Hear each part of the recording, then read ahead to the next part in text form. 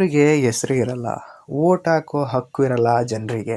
Railway station ಇಲ್ಲ, ಆದರೆ ಆ ಊರಿಂದ ಒಬ್ಬ ವ್ಯಕ್ತಿ ಒಲಿಂಪಿಕ್ ಲೆವೆಲ್ಗೆ ಹೀರೋ ಆಗ್ತಾನೆ ಅಂದರೆ ನಂಬ್ತೀರಾ? ಹೌದು ಪ್ರಿಯ ವೀಕ್ಷಕರೇ, welcome back to our channel. ಇವತ್ತು ನಾವು ನೋಡೋಕ್ಕೆ ಹೋಗ್ತಿರುವ ಸಿನಿಮಾ ಹೆಸರು ಪೆದ್ದಿ. ಇದು ಬರೀ ಸ್ಪೋರ್ಟ್ಸ್ನ ಕತೆ ಅಲ್ಲ, ಇದು ಒಂದು ಐಡೆಂಟಿಟಿ, ಪಾವರ್ಟಿ, ಲವ್, ಇನ್ಜಸ್ಟಿಸ್ ಮತ್ತು ಸೆಲ್ಫ್ ರೆಸ್ಪೆಕ್ಟ್ ಬಗ್ಗೆ ಇರೋ ಒಂದು ಪವರ್ಫುಲ್ ಸ್ಟೋರಿ ಅಂತಲೇ ಹೇಳ್ಬೋದು. ಸಿನಿಮಾ ಶುರುವಾಗೋದು ಇಂಡಿಯಾ ಒಲಿಂಪಿಕ್ ಪರ್ಫಾರ್ಮೆನ್ಸಿಂದ. ಇಂಡಿಯಾ ತುಂಬ ದೊಡ್ಡ ಪಾಪ್ಯುಲೇಷನ್ ಇರುವ ದೇಶ, ಆದರೆ ಒಲಿಂಪಿಕ್ಸಲ್ಲಿ ಕೇವಲ 2 ಮೆಡಲ್ ಗೆದ್ದಿರುತ್ತೆ. ನ್ಯಾಷನಲ್ ಸ್ಪೋರ್ಟ್ಸ್ ಮಿನಿಸ್ಟರಿಂದ ನೋಡಿ ಕಮಿಟಿ ಆ ಕ್ವಶನ್ ಮಾಡ್ತಾರೆ, ಇಷ್ಟೊಂದು ಜನ ಇರುವ ದೇಶದಲ್ಲಿ ಟ್ಯಾಲೆಂಟ್ ಇಲ್ಲ ಅಂತ ಹೇಳೋಕೆ ಆಗುತ್ತಾ? ಟ್ಯಾಲೆಂಟ್ ಇದ್ದವರನ್ನು ಹುಡುಕಿ ಮುಂದೆ ತರೋಕೆ ಆಗದೆ ಇರೋದು ಈ ಕಮಿಟಿ ಯಾಕೆ ಅಂತ ವಾರ್ನಿಂಗ್ ಕೊಡ್ತಾರೆ. ಅದೇ ಸಮಯದಲ್ಲಿ ನ್ಯಾಷನಲ್ ಮಿನಿಸ್ಟರಿಯಲ್ಲಿ ಕೆಲಸ ಮಾಡ್ತಾ ಇರೋ ಕಿರಣ್ ಸಿಂಗ್ ಆಂಧ್ರ ಪ್ರದೇಶ ಮೂಲಕ ಟ್ರಾವೆಲ್ ಮಾಡ್ತಾ ಇರ್ತಾನೆ. ಆಗ ಅವರ ಕಣ್ಣಿಗೆ ಒಂದು ಅನ್ಯೂಷನಲ್ ಸೀನ್ ಬೀಳುತ್ತೆ. ಒಂದು ಚಿಕ್ಕ ಊರಲ್ಲಿ ನೂರಾರು ಜನ ಸ್ಪೋರ್ಟ್ಸ್ ಗ್ರೌಂಡ್ಗೆ ಓಡ್ತಾ ಹೋಗ್ತಾ ಇರ್ತಾರೆ. ಕ್ರಿಕೆಟ್, ರೆಸ್ಲಿಂಗ್, ರನ್ನಿಂಗ್, ಎಲ್ಲರೂ ಸ್ಪೋರ್ಟ್ಸ್ ಬಗ್ಗೆ ತುಂಬ ಕ್ರೇಜ್ ಇರುತ್ತೆ. ಕಿರಣ್ ಸಿಂಗ್ಗೆ ಒಂದು ಡೌಟ್, ಇಷ್ಟೊಂದು ಸ್ಪೋರ್ಟ್ಸ್ ಟ್ಯಾಲೆಂಟ್ ಇರೋ ಜನ ಈ ಊರಲ್ಲಿ ಇದ್ದಾರೆ, ಇವರ ಬಗ್ಗೆ ನಮಗೆ ಯಾಕೆ ಗೊತ್ತಿಲ್ಲ? ಅವರು ಅಲ್ಲಿ ಇದ್ದವರನ್ನು ಒಂದೇ ಪ್ರಶ್ನೆ ಕೇಳೋದು, ನಿಮ್ಮ ಫೇವ್ರೆಟ್ ಪ್ಲೇಯರ್ ಯಾರು? ಅಲ್ಲಿ ಬಂದಂಥ ಜನರ ಉತ್ತರ ಸಚಿನ್, ಧೋನಿ. ಆದರೆ ಎಲ್ಲರ ಬಾಯಿಂದ ಒಂದೇ ಹೆಸರು, ಪೆದ್ದಿ. ಕಿರಣ್ ಸಿಂಗ್ ಶಾಕ್ ಆಗ್ತಾರೆ. ಪೆದ್ದಿ ಯಾರು? ಕ್ರಿಕೆಟರ, ರೆಸ್ಲರ, ರನ್ನಿಂಗರ? ಆನ್ಸರ್ ಕೇಳಿದಾಗ ಇನ್ನೂ ಶಾಕ್. ಅವನು ಎಲ್ಲ ಆಟದಲ್ಲೂ ತುಂಬ ಮೇಲ್ಗೈ ಸಾಧಿಸಿರ್ತಾನೆ. ಕಿರಣ್ ಸಿಂಗ್ಗೆ ಪೆದ್ದಿನ ನೋಡಬೇಕು ಅನ್ನೋ ಕ್ಯೂರಿಯಾಸಿಟಿ ಜಾಸ್ತಿ ಆಗುತ್ತೆ. ಆಗ ಕುರುಮಯ್ಯ ಅನ್ನೋ ವ್ಯಕ್ತಿ ಪೆದ್ದಿ ಹೆಸರಿನ ಒಂದು ಕಲ್ಲನ್ನು ತೋರಿಸಿ ಈ ಹೆಸರು ಹೇಗೆ ಬಂತು ಅನ್ನೋ ಕಥೆಯನ್ನು ಹೇಳೋಕೆ ಶುರು ಮಾಡ್ತಾನೆ. ಈಗ ಪೆದ್ದಿ ಯಾರು ಅನ್ನೋದ್ರ ಬಗ್ಗೆ ಕತೆ ಸ್ಟಾರ್ಟ್ ಆಗುತ್ತೆ. ತುಂಬ ವರ್ಷಗಳ ಹಿಂದೆ ವಿಜಿನಗರಂ ಹತ್ರ ಕ್ರಿಕೆಟ್ ಅಂದರೆ ಜನರಿಗೆ ಫುಲ್ ಕ್ರೇಜ್ ಇರುತ್ತೆ. ಬೊಬ್ಬಳಿ ಟೀಮ್, ರಾಂಬಾಬು ಟೀಮ್ ಬೆಟ್ಟಿಂಗ್ ಹಾಕಿ ಮ್ಯಾಚಸ್ ಆಡ್ತಾಯಿದ್ರು. ಆಟಗಾರರು ಸಾಲದಿದ್ದಾಗ ಹೊರಗಿನಿಂದ ಕೂಲಿ ಕೊಟ್ಟು ಪ್ಲೇಯರ್ಸ್ನ ಕೂಡ ಕರ್ಕೊಂಬರ್ತಿದ್ರು. ಅವರಲ್ಲಿ ಒಬ್ಬ ಪೆದ್ದಿ. ಪೆದ್ದಿ ಒರಿಜಿನಲಿ ಕ್ರಿಕೆಟ್ ಪ್ಲೇಯರ್ ಅಲ್ಲ, ಅವನು ಬೆಲ್ಲ ತಯಾರಿಸೋ ಫ್ಯಾಕ್ಟ್ರೀಸಲ್ಲಿ ಕೂಲಿ ಮಾಡ್ತಾ ಇರೋ ಒಬ್ಬ ಸಾಮಾನ್ಯ ವ್ಯಕ್ತಿಯಾಗಿರ್ತಾನೆ. ಆದರೆ ಕ್ರಿಕೆಟ್ ಆಡೋಕ್ಕೆ ಬಂದರೆ ಅವನು ಬೀಸ್ಟ್ ಮೋಡ್ ಆನ್ ಆಗುತ್ತೆ. ಪೆದ್ದಿ ಯಾವ ಟೀಮ್ಗೆ ಆಡ್ತಾನೋ ಆ ಟೀಮ್ ಮೇಲೆ ಜನರು ಬೆಟ್ಟಿಂಗ್ ಕಟ್ಟೋಕ್ಕೆ ರೆಡಿ ಮಾಡ್ತಾರೆ. ಯಾಕಂದರೆ ಎಲ್ಲರಿಗೂ ಗೊತ್ತು ಹಾಗೂ ಕಾನ್ಫಿಡೆನ್ಸ್ ಇದ್ದಿದ್ದು ಪೆದ್ದಿ ಆಟ ಆಡ್ತಿದ್ದಾನೆ ಅಂದರೆ ಆ ಮ್ಯಾಚ್ ಪಕ್ಕಾ ಗೆಲ್ಲುತ್ತೆ ಅಂತ. ಪೆದ್ದಿ ಗ್ರೌಂಡ್ಗೆ ಕಾಲಿಟ್ಟ ತಕ್ಷಣ ಕ್ರೌಡ್ ಒಂದೇ ಹೆಸರು ಕೂಗ್ತಾರೆ, ಪೆದ್ದಿ ಪೆದ್ದಿ ಪೆದ್ದಿ ಅಂತ. ಆಮೇಲೆ ಬ್ಯಾಟ್ ಹಿಡಿದು ಫೀಲ್ಡ್ಗೆ ಬರುವ ಪೆದ್ದಿ 6 ಮೇಲೆ 6 ಹೊಡಿತಾನೆ, ಮ್ಯಾಚ್ ಕೂಡ ಗೆಲ್ಲಿಸ್ತಾನೆ. ಆದರೆ ಆಡಿಯನ್ಸ್ಗೆ ಇಲ್ಲಿ ಒಂದು ವಿಷಯ ಗೊತ್ತಾಗಲ್ಲ, ಈ ಪೆದ್ದಿ ಯಾರು? ಅವನು ಮಳೆಯ ದಿವರ ಜನರ ಗುಂಪಿಗೆ ಸೇರಿದವರು. ಅವರು ಊರಿಗೆ ಪ್ರಾಪರ್ ಹೆಸರೇ ಇಲ್ಲ, ಬೆಟ್ಟದ ಕೆಳಗೆ ವಾಸಿಸುತ್ತಿದ್ದ ಅಂತ ಅವರನ್ನು ಮಲೆಯದಿವರ ಅಂತ ಕರೀತಿದ್ರು.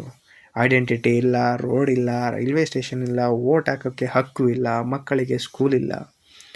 ವಿಜಿನಗರಂಗೆ ಕೆಲಸ ಮಾಡೋಕ್ಕೆ ಕಿಲೋಮೀಟರ್ಸ್ ನಡೆದು ಹೋಗಬೇಕು. ಒಂದು ಜೋಡಿಯಾಗಿ ಕೆಲಸ ಮಾಡಬೇಕು. ಒಬ್ಬ ಅಲ್ಲಿಗೆ ಸಿಗಬೇಕಾದ ಕೂಲಿಯನ್ನು ಇಬ್ಬರಿಗೆ ಹಂಚುತ್ತಿದ್ದರು. ಆದರೆ ಪೆದ್ದಿಗೆ ಮಾತ್ರ ಫುಲ್ ಕೂಲಿ. ಯಾಕಂದರೆ ಬೆಲ್ಲ ಕಾಯಿಸೋದು ಅವನ ಲೆವೆಲ್ಗೆ ಬೇರೆ ಯಾರಿಗೂ ಬರ್ತಿರಲಿಲ್ಲ. ಆದರೆ ಈ ಜನ ಸ್ವಲ್ಪ ಜಾಸ್ತಿ ಕೂಲಿ ಕೇಳಿದ್ರೆ ಮಲ್ಕಾರೂರಿ ಹೊಡೆಯುತ್ತಿದ್ರು. ಇದು ಅವರ ಜನರ ಜೀವನ ಆಗಿರುತ್ತೆ, ದಿನಪೂರ್ಣ ಕೆಲಸ ಆಗಿರುತ್ತೆ. ರಾತ್ರಿ ಅವರು ಮಲಗ್ತಿದ್ದಂಥ ಜಾಗ ಹೆಂಗಿರುತ್ತೆ ಅಂದರೆ 2 ದಿನ ಕೆಲಸ ಮುಗಿಸಿ ಮತ್ತೆ ಬೆಟ್ಟದ ಕೆಳಗೆ ಊರಿಗೆ ರಿಟರ್ನ್ ಮಾಡ್ತಿದ್ರು. ಮಕ್ಕಳು ಸ್ಕೂಲ್ಗೆ ಹೋಗೋಕ್ಕೆ ಆಗಲ್ಲ, ಯಾಕಂದರೆ ಊರಿಗೆ ದಾರಿನೇ ಇಲ್ಲ. ಈ ಊರಿನ ಜನರ ಮಾತನ್ನು ಗೌರ್ಮೆಂಟ್ಗೆ ತಲುಪಿಸೋಕ್ಕೆ 30 ವರ್ಷಗಳಿಂದ ಒಬ್ಬ ವ್ಯಕ್ತಿ ನ್ಯಾಯ ಜೊತೆಗೆ ಫೈಟ್ ಮಾಡ್ತಿರ್ತಾನೆ. ಅವನ ಹೆಸರು ಅಪ್ಪಲ್ ಸೂರಿ. ರೈಲ್ವೆ ಟ್ರ್ಯಾಕ್ ಹತ್ರ ನಿಂತು ಪ್ರತಿದಿನ ಕೆಂಪು ಬಾವುಟ ತೋರಿಸಿ ಟ್ರೈನ್ ನಿಲ್ಲಿಸೋಕ್ಕೆ ಪ್ರಯತ್ನ ಮಾಡ್ತಾ ಇದ್ದ. ಅವನ ಕನಸು ಸಿಂಪಲ್, ಒಂದು ರೈಲ್ವೆ ಸ್ಟೇಷನ್ ಬೇಕು, ಊರಿಗೆ ಹೆಸರು ಬೇಕು, ಮಕ್ಕಳಿಗೆ ಸ್ಕೂಲ್ ಬೇಕು, ನಮಗೆ ಐಡೆಂಟಿಟಿ ಬೇಕು. ಆದರೆ ಯಾರೂ ಅವನ ಮಾತು ಕೇಳಲ್ಲ.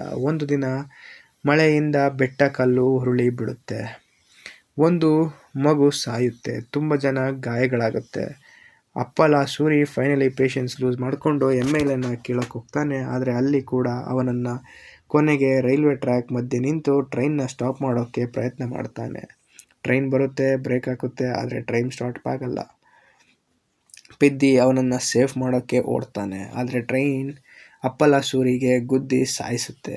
ಸಾಯುವ ಮುಂಚೆ ಅವನ ಕೊನೆ ಮಾತು, ನಮಗಂತೂ ಐಡೆಂಟಿಟಿ ಇಲ್ಲ, ರೈಲ್ವೆ ಸ್ಟೇಷನ್ ಬಂದರೆ ಆ ಊರಿನ ಮಕ್ಕಳಿಗೆ ಎಜುಕೇಷನ್ ಸಿಗುತ್ತೆ, ಊರಿಗೊಂದೊಳ್ಳೆ ಭವಿಷ್ಯ ಆಗುತ್ತೆ. ಈ ಮಾತು ಪೆದ್ದಿಯ ಮನಸ್ಸನ್ನು ತುಂಬ ಆಳವಾಗಿ ಕೊಂದುಬಿಡುತ್ತೆ. ಪೆದ್ದಿ ಮಾತು ಅವನನ್ನು ಫ್ರೆಂಡ್ಸ್ನ ರೈಲ್ವೆ ಟ್ರ್ಯಾಕ್ ಕಿತ್ತು ಹಾಕಿ ಪ್ರೊಟೆಸ್ಟ್ ಮಾಡ್ತಾರೆ. ಪೊಲೀಸ್ ಅರೆಸ್ಟ್ ಮಾಡುತ್ತೆ. ಅಪ್ಪಲಾಸೂರಿಯ ಬಾಡಿನ ಕೂಡ ಆತ ಶವ ಅಂತ ಕರೆಯುತ್ತಾರೆ. ಇದನ್ನು ನೋಡಿದ ಪೆದ್ದಿ ಡಿಸೈಡ್ ಮಾಡ್ತಾನೆ, ನಮ್ಮ ಊರಿಗೆ ಒಂದು ಐಡೆಂಟಿಟಿ ತರಬೇಕು. ಪೆದ್ದಿ ನಾಯ್ಡು ಅನ್ನೋ ರೆಸ್ಲಿಂಗ್ ಮಾಸ್ಟರ್ ಹತ್ರ ಹೋಗ್ತಾನೆ. ನನಗೆ ಕುಸ್ತಿ ಕಲಿಸಿ. ನಾಯ್ಡು ಕೇಳ್ತಾನೆ, ಯಾಕೆ? ಪೆದ್ದಿ, ಕೂಲಿಗೋಸ್ಕರ ಅಲ್ಲ, ನನ್ನ ಊರಿಗೋಸ್ಕರ. ನಾಯ್ಡು ಮೊದಲು ಪೆದ್ದಿಗೆ ರೆಸ್ಲಿಂಗ್ ಟೆಕ್ನಿಕ್ಸ್ ಹೇಳಲ್ಲ. ಮೂಟೆ ಎತ್ತಿಸುತ್ತಾನೆ, ನೀರು ತುಂಬಿಸುತ್ತಾನೆ, ಫಿಸಿಕಲ್ ವರ್ಕ್ ಮಾಡಿಸ್ತಾನೆ. ಆಮೇಲೆ ಪೆದ್ದಿಗೆ ಗೊತ್ತಾಗುತ್ತೆ ಇದು ಎಲ್ಲ ರೆಸ್ಲಿಂಗ್ ಟ್ರೈನಿಂಗ್. ಸ್ಲೋ ಪೆದ್ದಿ ಟ್ರಾನ್ಸ್ಫಾರ್ಮೇಷನ್ ಆಗ್ತಾನೆ. ಒಂದು ಕೂಲಿ ವರ್ಕರ್, ಒಂದು ಫೈಟರ್ ಆಗ್ತಾನೆ. ಇದರ ಮಧ್ಯೆ ಪೆದ್ದಿ ಲೈಫ್ಗೆ ಅಂಚೆಮ್ಮ ಬರ್ತಾಳೆ. ಅಂಚೆಮ್ಮ ಒಬ್ಬ ಪೊಲಿಟಿಷಿಯನ್ನ ಮಗಳಾಗಿರ್ತಾಳೆ. ಪೆದ್ದಿ ಅವಳನ್ನು ಫಸ್ಟ್ ನೋಡಿದಾಗಲೇ ಲೈಕ್ ಮಾಡ್ತಾನೆ. ಆದರೆ ಅವರ ಲವ್ ಸ್ಟೋರಿ ಸಿಂಪಲ್ ಅಲ್ಲ. ಒಂದು ದಿನ ಡಾರ್ಕ್ನೆಸ್ನಲ್ಲಿ ಪೆದ್ದಿ ಅಂಚೆಮ್ಮಗೆ ಮುತ್ತು ಕೊಟ್ಟಿರ್ತಾನೆ. ಅವಳು ಯಾರು ಅಂತ ನೋಡೋಕ್ಕೆ ಆಗಲ್ಲ, ಸಿಕ್ಕಿ ಬಿದ್ದರೆ ಅವಳು ಸುಮ್ಮನೆ ಬಿಡೋಲ್ಲ. ಆಗ ಅಂಚೆಮ್ಮಗೆ ವಿಷಯ ಗೊತ್ತಾಗುತ್ತೆ, ಅದು ಪೆದ್ದಿನೇ ಅಂತ. ಪೆದ್ದಿ ಡೈರೆಕ್ಟಾಗಿ ಹೇಳ್ತಾನೆ, ನಾನೇ ನಿನಗೆ ಇಷ್ಟ, ನೀನು ಮದುವೆ ಆಗಬೇಕು ಅಂತ. ಅಂಚೆಮ್ಮ ಕೂಡ ಸ್ಲೋಲಿಯಾಗಿ ಅವನ್ನ ಲವ್ ಮಾಡೋಕ್ಕೆ ಶುರು ಮಾಡ್ತಾಳೆ. ಆದರೆ ಪ್ರಾಬ್ಲಮ್ ಅಂಚೆಮ್ಮನ ಫ್ಯಾಮಿಲಿ. ಅವರ ಕ್ವಶನ್, ವೋಟ್ ಹಾಕೋ ಹಕ್ಕಿಲ್ಲದ ಒಬ್ಬ ಅವಳನ್ನು ನಾವು ಹೇಗೆ ಮದುವೆ ಮಾಡಿಕೊಡೋದು? ಪೆದ್ದಿಗೆ ಇದು ಇನ್ಸಲ್ಟ್ ಆಗುತ್ತೆ.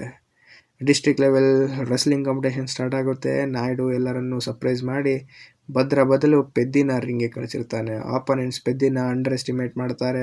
ಬೆಟ್ಟದ ಕೂಲಿಯಲ್ ಜೊತೆ ನಾವು ರೆಸ್ಲಿಂಗ್ ಮಾಡಬೇಕಾ? ಪೆದ್ದಿ ಚಾಲೆಂಜ್ ಮಾಡ್ತಾನೆ, ನೀವಿಬ್ಬರು ಬನ್ನಿ, ನಾನು ಒಬ್ಬನೇ ಬರ್ತೀನಿ. ಪೆದ್ದಿ ಇಬ್ಬರನ್ನು ಡಿಫೀಟ್ ಮಾಡ್ತಾನೆ. ಕ್ರೌಡ್ ಕಂಪ್ಲೀಟ್ಲಿ ಕ್ರೇಜಿಯಾಗಿ ಹೋಗುತ್ತೆ. ಇದು ಪೆದ್ದಿಯ ರಿಯಲ್ ಎಂಟ್ರಿ. ಆಮೇಲೆ ನ್ಯಾಷನಲ್ ಲೆವೆಲ್ ಸೆಲೆಕ್ಷನ್ ಇರುತ್ತೆ. ಪೆದ್ದಿ ಕಂಟಿನ್ಯೂಸ್ ಆಗಿ ಮ್ಯಾಚಸ್ ಗೆಲ್ತಿರ್ತಾನೆ.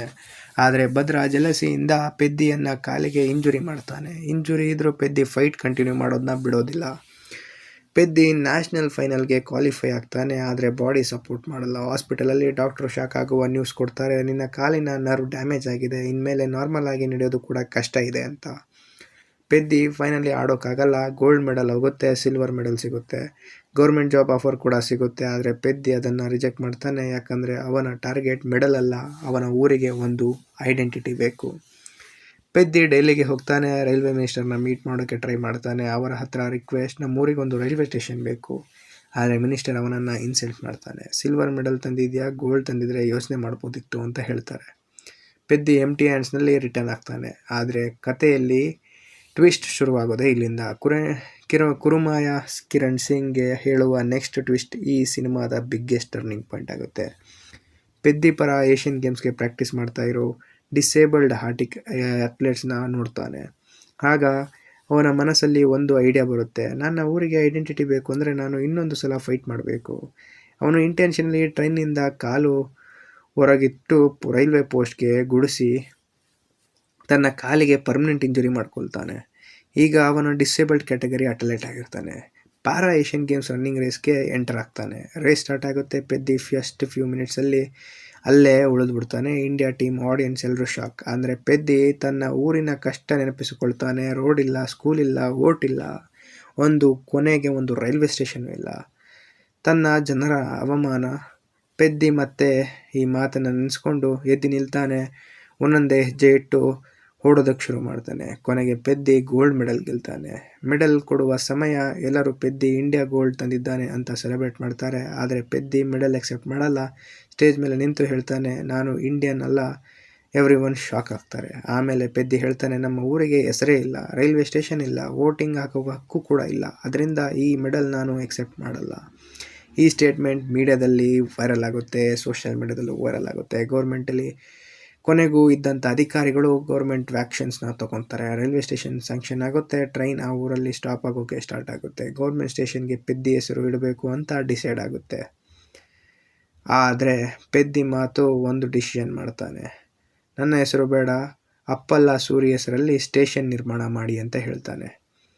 30 ವರ್ಷ ರೈಲ್ವೆ ಸ್ಟೇಷನ್ಗೋಸ್ಕರ ಫೈಟ್ ಮಾಡಿದ್ದ ಅಪ್ಪಲಾಸೂರಿಗೆ ಕೊನೆಗೆ ಐಡೆಂಟಿಟಿ ಸಿಗುತ್ತೆ.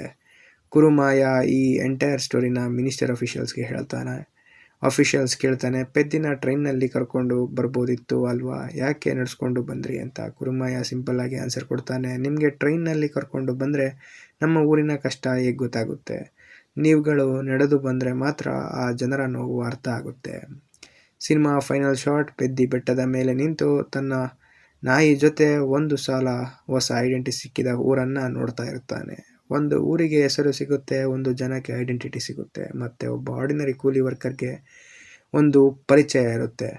ಸೊ ಫ್ರೆಂಡ್ಸ್, ಪೆದ್ದಿ ಜಸ್ಟ್ ಸ್ಪೋರ್ಟ್ಸ್ ಮೂವಿ ಆಗಿರಲಿಲ್ಲ, ಆ ಊರಿಗೆ ಐಡೆಂಟಿಟಿ ತರಬೇಕು ಅನ್ನೋ ಒಂದು ಹಠ ಆಗಿರುತ್ತೆ. ಸಿನಿಮಾ ಇಷ್ಟವಾಗಿದ್ದರೆ ವಿಡಿಯೋಗೆ ಲೈಕ್ ಮಾಡಿ, ಚಾನಲ್ಗೆ ಸಬ್ಸ್ಕ್ರೈಬ್ ಮಾಡಿ. ಮತ್ತೆ ಸಿಗೋಣ ಇನ್ನೊಂದು ಇಂಟ್ರೆಸ್ಟಿಂಗ್ ಮೂವಿ ಜೊತೆ. ಅಂಟಿಲ್ ದೆನ್, ಟೇಕ್ ಕೇರ್, ಬಾಯ್.